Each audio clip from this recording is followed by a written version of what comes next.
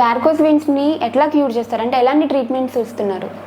First మనం varicose వెయిన్స్ని detect చేయాలి అమ్మ. సో కాళ్ళ మీద మనకు రక్తనాళాలు ఉబ్బి కనపడితేనేమో అది ఎవిడెంట్, అది మనకు వారికోజ్ వెయిన్స్ అని మనం నిర్ధారించేస్తాం.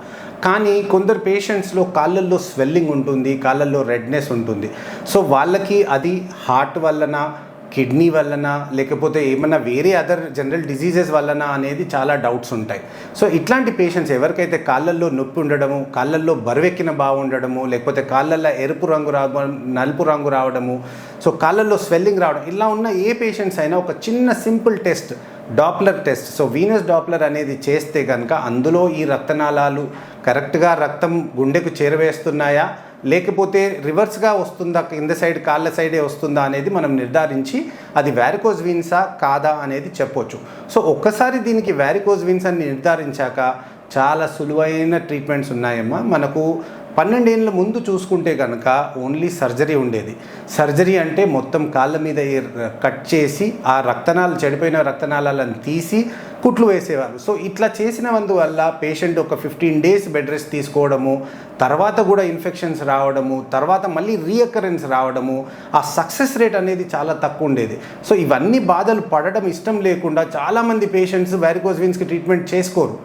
బట్ ఇప్పుడు మనకు అడ్వాన్స్ స్టేజ్లో మనకు ఇప్పుడు ఎండోవీనస్ లేజర్ ట్రీట్మెంట్ అంటే లేజర్ ద్వారా ఈ చెడిపోయిన రక్తనాళాలను తీసేయడం. ఒక చిన్న పంక్చర్, మీకు చెప్పాను ఇంటర్వెన్షన్ రేడియాలజీలో సర్జరీ లేకుండా ఒక చిన్న పంక్చర్ ద్వారా ట్రీట్మెంట్ చేస్తామని.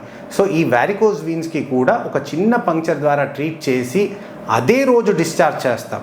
అదే మీరు సర్జరీలో చూసుకుంటే కనుక పేషెంట్ 15 రోజులు బెడ్ మీద పడుకోవాల్సి వస్తుంది. కానీ ఇందులో ఎండోవీనస్ లేజర్ ట్రీట్మెంట్ కానివ్వండి, లేక వేరే ట్రీట్మెంట్ చేస్తే కనుక ఇంటర్వెన్షన్ రేడియాలజీ ద్వారా అదే రోజు పేషెంట్ డిశ్చార్జ్ అవుతారు. Next day patient can go back to his office. అంటే ఏమైనా పనులు ఉంటే కనుక తను పనులు చేసుకోవచ్చండి. బెడ్ రెస్ట్ లాంటిది ఏమీ అవసరం లేదు.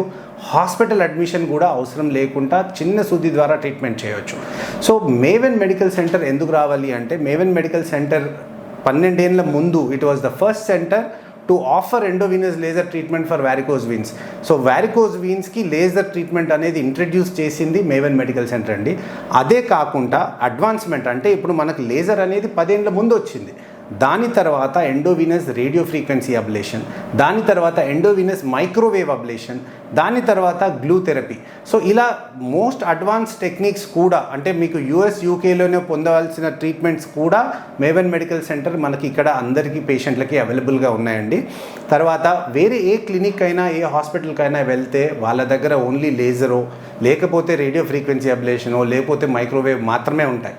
ఇది only centre which has got all the treatments available. So patient ప్రకారంగా, పేషెంట్ వీన్ విడ్త్ ప్రకారంగా what ever is suitable for the patient, what ever patient wants we can offer. Because maven medical సెంటర్లో ఇలాంటి అన్ని machines, అంటే laser కానివ్వండి, radio frequency కానివ్వండి, microwave కానివ్వండి, super glue కానివ్వండి, ఇవన్నీ machines available only in maven medical centre అండి.